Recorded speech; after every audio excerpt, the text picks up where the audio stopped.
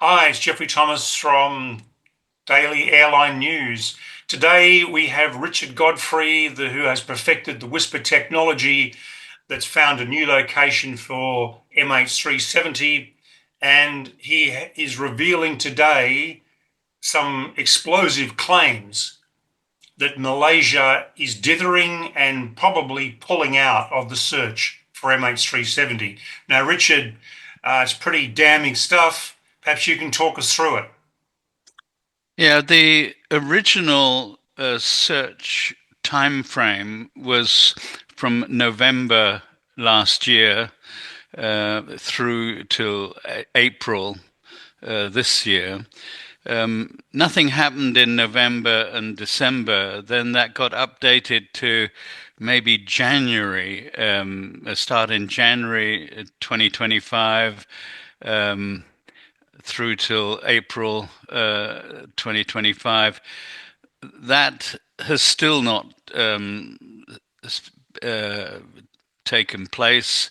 Mm. And more than that, the Ocean Infinity ship Armada 7808 that was designated for this search for MH370 is now on its way to Cape Town and is already um, reached the shores of South Africa. All the other Ocean Infinity Armada ships are still in port or underway on other projects, and there's no ship going off to the search area from anywhere. So it all looks like it's gone sour. Um, Now, and now you're suggesting that there's some major sticking points in this negotiation. Yes, I think there are key sticking points, um, which are the desire of Malaysia to control the search by Ocean Infinity. And bearing in mind this is a search on a no find, no fee basis, where Ocean Infinity take the full financial responsibility, it is not appropriate, in my view, that Malaysia tries to control every move Mm. of Ocean Infinity. So they want to control the search area in real time. They want their own people on board the Ocean Infinity vessel when it goes out to the search area, and they want to control the evidence, that is, if the wreckage is found, which evidence is collected from the wreckage. Mm.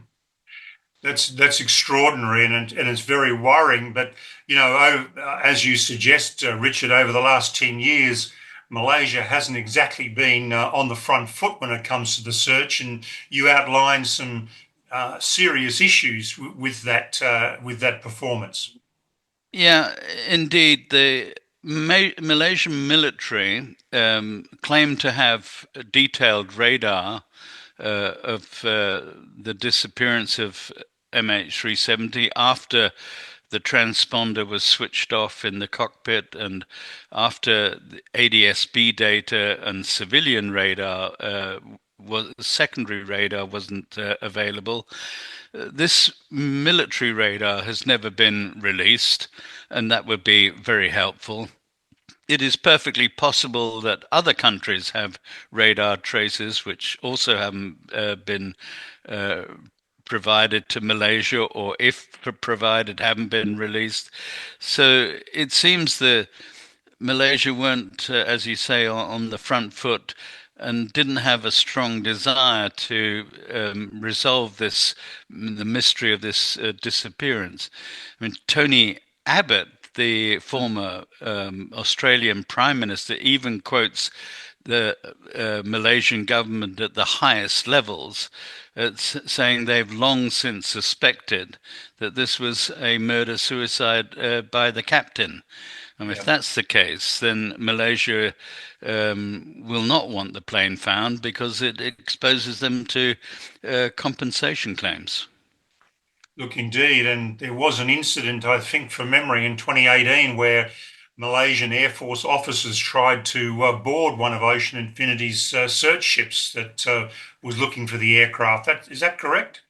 Yeah, when the Ocean Infinity ship seabed constructor docked in Fremantle, Australia in 2018 during that search, um, several Malaysian Air Force officers tried to board the ship. They were refused permission.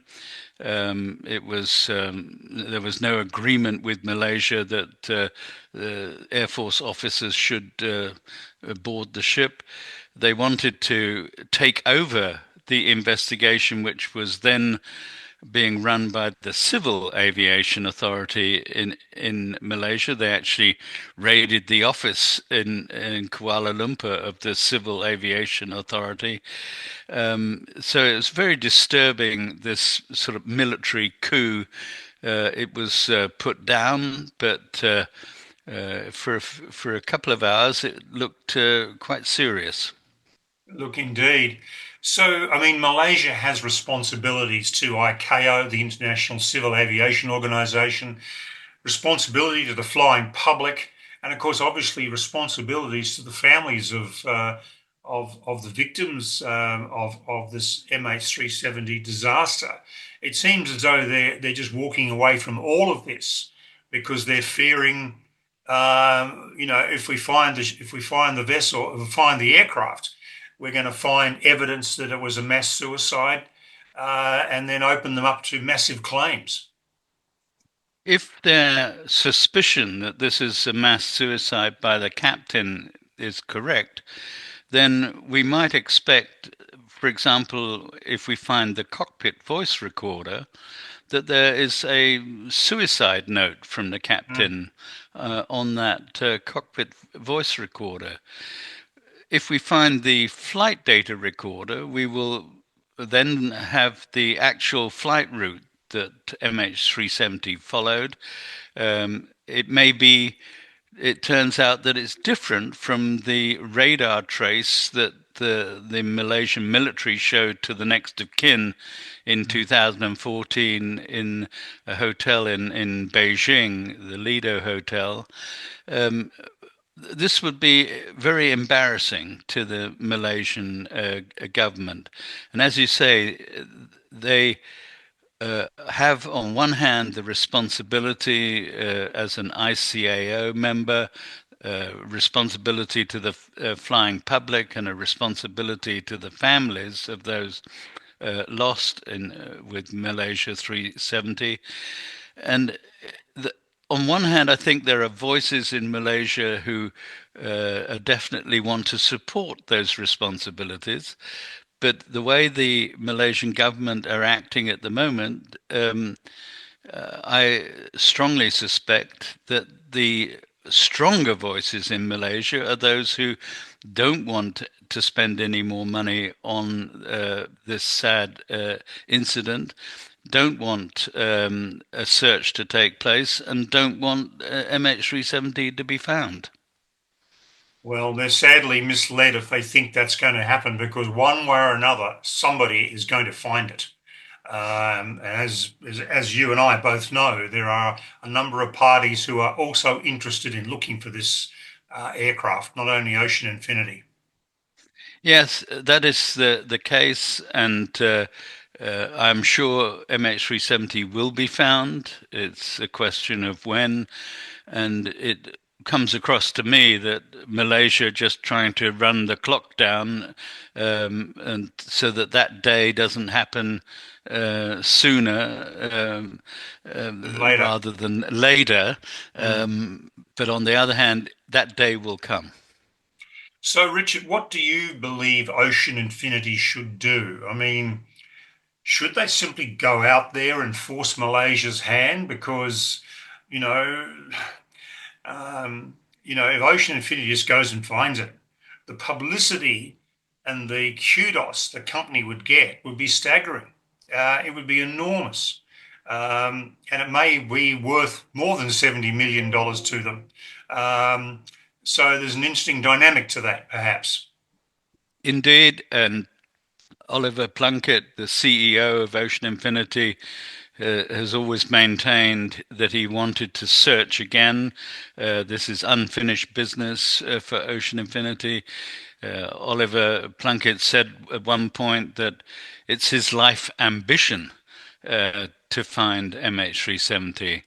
But he's also made it clear that they wanted compensation if they found MH370. $70 million is a lot of money, and they have employees to pay and operating expenses to pay. Uh, Sure. but they may well change their mind, and as you suggest, they are allowed to search in international waters. They can't salvage without permission of Malaysia, according to international law, as I understand it. But it would be great if they went and searched without permission. So, just one quick question then to finish up.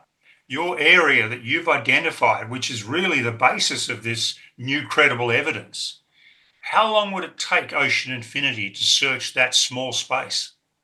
I think a week. Well, they could do that en route to somewhere else, couldn't they? Indeed, they could. Yeah, There are, of course, other experts who've have identified other differing. Yeah, small areas. They could do all of those in a matter of a month, yeah. uh, and I'm sure they would be successful. Yeah, indeed. Well, look, great to talk to you, Richard. And I mean, the work you're doing is absolutely amazing, and it's really giving hope to the relatives left behind. And let's hope that we can apply pressure to Malaysia to come to the party and be realistic about their obligations to find MH370. So thank you again for talking with us today. Thank you for having me. Pleasure.